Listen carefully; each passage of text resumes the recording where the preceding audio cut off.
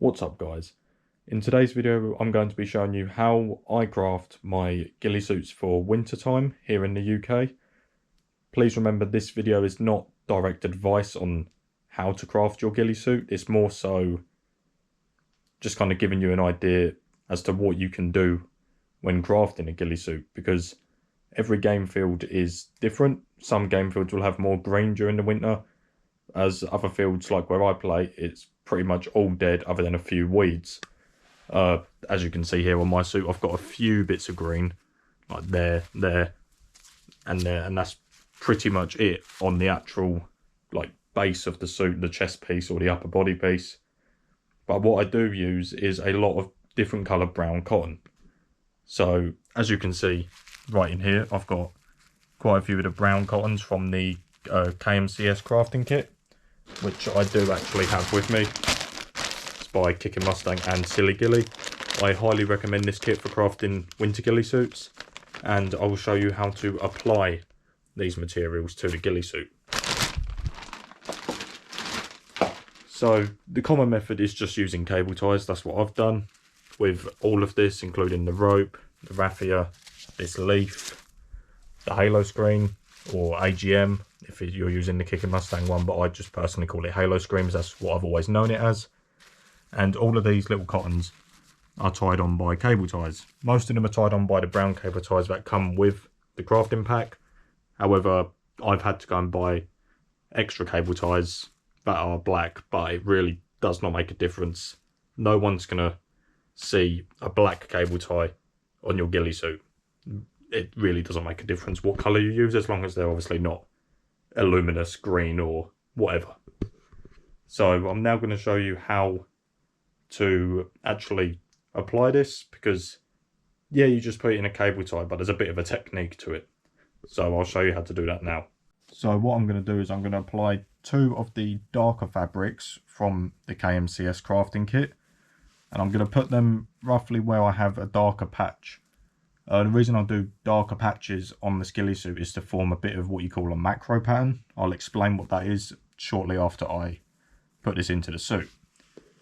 So what you want to do is get your cable tie and feed it through the mesh. So quite simply,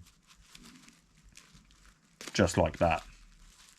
So you haven't done it up, but it's just in the mesh. And then you want to take your two pieces of fabric or halo screen or whatever you're applying, and kind of overlap them a little bit. Don't overlap them like that, because when the cable tie closes on them, they could fall out, because there isn't much, if the cable tie's in the middle, there isn't much kind of like leeway each side, so they can get snagged out. So kind of just do them central on each other. And then what I do is I kind of fold them a bit like this. Yeah, it looks a bit square at the moment, but that will soon sort itself out. So you want to put it on the cable tie and close the cable tie up. Don't fully close it. Close it so that this has a bit of resistance if you're trying to pull it out.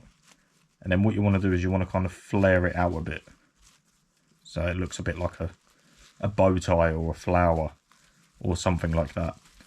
And then what you want to do is then fully close the cable tie as tight as possible, and then obviously you snip it. To cover the whole suit, it is a very long process, but it's something you've got to be kind of willing to do if you do want the best from your suit. It can be a bit tedious, it can be a bit annoying. I don't exactly have the best place to do it, so I often get pains in my knees the next day because I'm on my knees doing this whole bloody suit. So what you do then is just snip the cable tie, the end of it. Same thing applies when tying raffia to the suit. You literally just grab a bunch of raffia. You can either close the cable tie and tie the raffia on the cable tie, or if you're doing large clumps of raffia, like what I've done over here, I just kind of sit it on the cable tie and then seal it up, so I get this massive bunch which is all kind of facing in the same direction, but it looks just like a clump of, I don't really know, like twigs and all that sort of stuff when actually put on the field. I do have plenty of footage of testing this ghillie suit in woodland, so I will have that come up at the end of the video, so I'll let you know, I'll let you guys know how well it works. And obviously from my gameplay videos, this is what I've been using a lot recently because it is winter. It's coming out of winter now, so I will start switching back to the green ghillie suit, and I will make a video on how to craft a summer suit as well later on down the line. But the footage I'll show you at the end of this will kind of show you how well this suit works, because looking at it close up, it looks like it's, you know, there's lots of gaps on the bare mesh, because these have shrunk when they've absorbed moisture from playing in the rain, and they've kind of turned all crinkled up. When I first crafted this, these were all like that. They were big, puffed out, and it looked really nice. And then after one game day, they all turned up like that, which isn't the end of the world. You can separate them, but I haven't really bothered, and the suit still works. So I don't see the point in kind of spreading them back out again. But that's all for the jacket. It's literally as simple as that. Halo screen, if you need to apply halo screen, it's the same principle, except from you put the cable tie through and close the cable tie, and then you kind of push the halo screen through it, and then tighten the cable tie, spread out the halo screen, and then fully tighten it, and then snip the loose end. So that's pretty much all of it. Coconut rope, same thing, cable tie. Literally all of this is cable tied. Some people say, oh, you've got to sew it into the suit and it will last longer, but really this stuff doesn't get caught on thorns, twigs, nothing. So just do your cable ties up tight enough and you won't have any issues with this stuff falling out. I've been playing with this suit for 3 months now, and there's no empty cable ties on this suit at all. So nothing has actually fallen out, because on my summer ghillie suit, the halo screen does get caught because it's more made of a mesh. Can get caught on sharp objects like thorns, brambles, and can get pulled out if the cable ties are not done up properly. However, I have gone around it and redone all the cable ties, so I don't have that issue on the summer suit either. Right, so that's all for the jacket. I will now show you all the other bits of the ghillie suits. For example, the trousers, my goggles that I've crafted, the head strap I run my GoPro on, and the balaclava and the gloves. So I'll show you all of them as well. Right, so these are the trousers for my ghillie suit. I forgot to mention the ghillie suit I'm using is the Stalker brown ghillie suit, which is pretty much the same as the Kicking Mustang concealment system. Hence why I use his crafting pack, because the leaves are pretty much the same as his suit. So yeah, this suit, I highly recommend it if you cannot get your hands on a Kicking Mustang suit. Same principle applies for the trousers. Follow a macro pattern and cable ties, everything. You don't need to overcraft the trousers, because this is what you're going to be exposing to other players the least. So mainly what you want to prioritize is your like balaclava and the upper body, so like shoulders, chest, upper back is what you want to be prioritizing when crafting. Get that perfect, because that's what you're going to be showing the enemy players most. A macro pattern is basically, if you take the outline of these trousers, for example, if they were all the same color, it would become kind of like a pattern which people would recognize. So a macro pattern, although it says pattern, is the opposite. So for example, yeah, you could have all beige leaves, because most of the leaves on the floor are beige this time of year. You create dark patches. Don't overdo it, but you create kind of patches. Like, as you can see here, I've kind of added these darker leaves in, which kind of breaks up the shape of the human a bit better at longer ranges as well, especially. And it also adds more kind of depth, because you got these darker leaves, or bits of cotton, but they look like leaves to people at distance, and people genuinely do not notice that you are laying there. And it's absolutely amazing when you have them moments happen at Airsoft. So I will now move on to the Balaclava. So this is the Balaclava that I use when playing Airsoft. And this is just a jack pike Balaclava that I got from Amazon. So I couldn't actually get a Kicking Mustang brown Balaclava or a Stalker brown Balaclava because they are virtually never in stock. So what I did is I got this, and I know the base of it is the completely wrong colour. It's more like I don't really know what kind of environment that would work in, to be honest. But I've absolutely smothered it in these kind of brown cottons and the darker colour ones, the more saturated ones. And that works a treat on the Balaclava. Also added some greens to kind of break it up a bit. And the reason there's bald patches here is because that's kind of where my GoPro sits. I used to have the bits of cotton in here as well. As you can see, I've cut them out. But when I put the GoPro on, it would dig the cable ties into my forehead, which was very uncomfortable. So I've got this like bald patch, and I've got this like kind of like bald line down the middle and around the sides. But that's where my head strap goes. Obviously, if you're not running a camera, then you can craft that bit as well. But because I run a camera, I have a crafted head strap, which just covers this up fully. So I don't need to worry about crafting these parts of the Balaclava, like around the sides. And another thing I'd like to mention with Balaclavas is on the opening for the eyes, especially on these more cheaper Balaclavas that they're a lot more stretchier because they're made of a thinner material. I personally got a bit of mesh and kind of create a bridge between the two parts for the opening, which stops me from being able to open it way too much when I'm putting Balaclava on. For example, if I didn't have that, I'd be able to put my whole face through this opening, which is just not the point of the Balaclava. So that distance that I've created here is ideal for my head size. Obviously, if you're going to do that, you would put it on and kind of measure how much mesh you need to have it at the perfect kind of size so it doesn't stretch. Right, so I'll now show you the goggles which I use with this Balaclava. Right, so those are the goggles that I use. That's them against the Balaclava. As you can see, the greens are a bit more vibrant, but when you're actually in the playing field, people don't really notice that, because once again, it breaks up this shape. It is a drastic change from colours, but it's natural colours. So people don't really pay close attention to that, especially if you're laying still or even with your face against the floor. They can't even see it anyway. So what I use is just Neutral mesh goggles. These are the large Neutral mesh goggles. And what I've done is got a load of different materials. So like I've got artificial moss. I bought that in a big bag from Hobbycraft for literally a couple of £. Got some more halo screen on here. Some of the beige cotton from the KMCS crafting pack.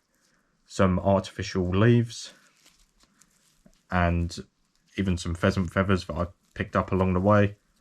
And I also crafted the actual band as well with just lots of different colours halo screen. So that works very well with this Balaclava, I find. And if you're a glasses user like I am, I've also found a way to fit them prescription lenses in mesh goggles just by using cable ties on the bridge of the, if I can get it focus, on the bridge of the inserts and cable ties through the mesh.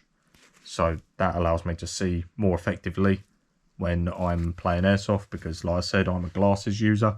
So that's probably the only downfall to wearing a ghillie suit, is having to put these in, because these can fog up, which is a pain because I'm running mesh goggles which don't fog up, but my inserts will fog up. Not all the time, but sometimes they do. So I'll now show you the head strap I've crafted. So this is the head strap that I use. It's got my GoPro case on it. This is one of the GoPro waterproof cases that you can find on eBay, Amazon, virtually everywhere. And I've just used jack pike camo tape on that to completely cover it, other than obviously the bit the camera looks out of, the protective lens. And I've also melted some holes through so I can run a charger cable directly into the GoPro when I'm playing, because the GoPro batteries do not last that long at all. I've also drilled a few holes, like there's some there, and some at the front here for the microphones, so it doesn't sound like I'm underwater 24/7. So if you are looking at using one of these cases, I personally recommend melting holes in the plastic. You can drill it, but I was a bit dubious if it will crack or not, so I personally melted it, which didn't take very long at all, to be honest. It took probably about 10 minutes at max. But for the head strap itself, it's literally just a generic head strap you can get for night vision goggles or for GoPros or anything really.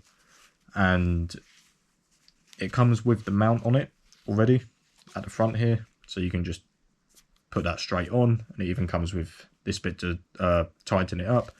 And all I've done is layered it with Jack Pike camo tape, as you can see under there. I've had to super glue it all on though, because the stretchiness of the head strap would actually make the tape lose its stick because it's stretching. So I'd super glue it on. The only downside to this is just a one size head strap. Now I cannot adjust it, but it's for my head, so it's fine for me. But all I've done is added a boatload of halo screen on here and the beige leaves once again, and I will show you what this all looks like in one piece on my head. So these are the gloves that I use when running a ghillie suit. I know they're not exactly the same colour as the ghillie suit, but to be fair, the hands are one of the parts people don't really see. You could easily bury them under leaves or hide them behind something when you're taking shots at anyone. For example, not many people will pay attention to this kind of wrapped around the gun like that. So you don't have to do too much to these. I didn't craft these for a long time, but I ended up crafting them. What you can use is a crafting needle. Empire Airsoft sell them for a couple of £, and it allows you to literally punch holes in pretty much anything, so you can put a cable tie through and tie some of these things on. Some of these bits of cotton, sorry. These gloves specifically are from Angling Direct. They are fishing gloves, which sounds a bit silly for playing Airsoft, but they are very good because they are waterproof, and well, waterproof to some extent, because you can actually get your fingers out of them. So if you need to adjust hop or anything like that, you can just flip the tips of the fingers up and do all of the finicky bits like that. You don't actually have to remove the gloves to adjust your hop or change your scope settings or anything like that. I will leave a link to these in the description below. So this is the chest rig that I use when running a ghillie suit. It's very lightweight and very compact as well. It doesn't take up much space on your chest, so if you have to go prone, as in lay down on the floor on your stomach, it doesn't get in the way or anything like that. So it's not a very restrictive chest piece either, which is why I personally use it. And it's also relatively cheap. Just this part here was £37 from Skirm Shop UK, and I bought this at one of my local airsoft fields, which is a scrope pouch, which literally just velcros on the back side of it. So that ain't going anywhere because there's a lot of velcro holding that on, and this gives me more than enough carrying capacity for just running a sniper rifle and a pistol. So I've got 2 pistol mags, and the third pistol mag obviously goes straight in the gun, and this pouch here can hold 4 SRS magazines, and this is just kind of like a utility pouch to me. I've put some Allen keys in there and a scope kind of cleaning cloth for if it's raining and the scope's steaming up, then I can quickly wipe it. And to holster the pistol, it's not the ideal way to holster a pistol, but it definitely works, especially with pistols with a suppressor like the Mark 23. I have actually used a knife to slice a hole down here, so when I holster it, the suppressor of the pistol goes down through here and comes out of here, and that pistol is not going anywhere when it's holstered because the suppressor comes all the way down here. The only downside to doing that is if you're trying to sit down or get into some quite compact positions, then the pistol could start digging into you. If the suppressor is quite long, like the one I've got, it can dig into your legs as you're trying to sit down, or even just dig straight into the floor, which is not ideal, but you can obviously just draw the pistol before you get into those positions, which just saves time if an enemy comes close to you anyway.